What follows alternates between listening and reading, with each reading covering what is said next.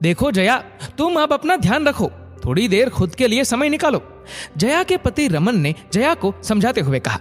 जया सुबह जब से उठती तब से लेकर रात तक कुछ न कुछ काम निपटाती रहती।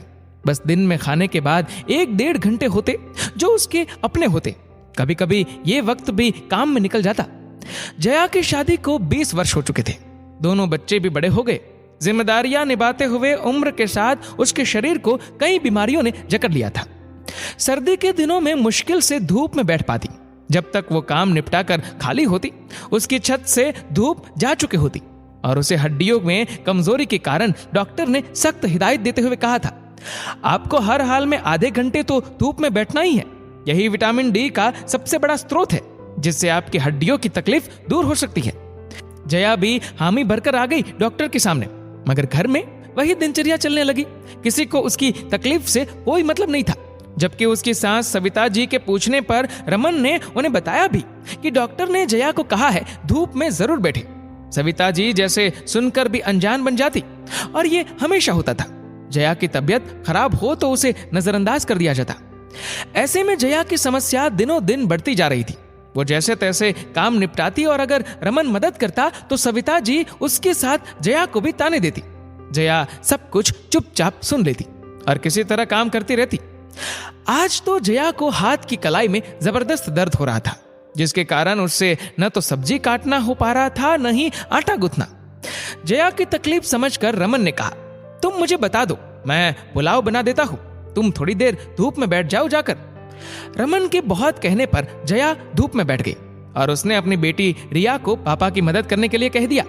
सरिता जी खाने का वक्त होने पर जब किचन में गई तो रमन और रिया को काम करते देख गुस्से में बोली, आज खाना नहीं बना क्या? तुम दोनों क्या कर रहे हो यहाँ? हाँ मम्मी, आज मैंने और रिया ने मिलकर पुलाव, सलाद और रायता बनाया है। चलिए सब लोग खाना खाते हैं, खाकर बताइए कैसा बना है। रमन ने कहा, क्यों, जया ने क्यों नहीं बनाया खाना? आज छुट्टी के दिन भी पूरा खाना नहीं बना। सविता जी बड़बड़ाई जा रही थी।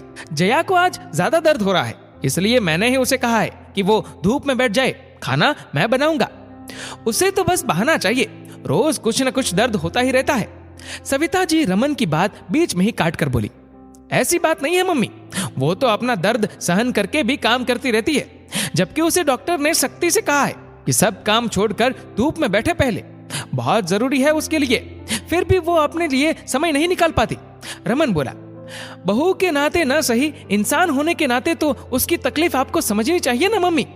रमन ने आगे कहा तो सविता जी को कोई जवाब नहीं सूझ रहा था, तो बोली, चलो रिया, तुम बच्चे पहले खाना खाओ, मैं निकालती हूँ खाना। शायद उन्हें रमन की बात समझ में आई थी, तभी वे खुद को सामान्य रखकर खाना परोसने लगी। सविता जी को लगता था जैसे जया को काम के लिए ही खरीद कर लाई हो। उन्हें कभी भी जया की तकलीफ महसूस नहीं होती थी, या वो महसूस करना नहीं चाहती थी।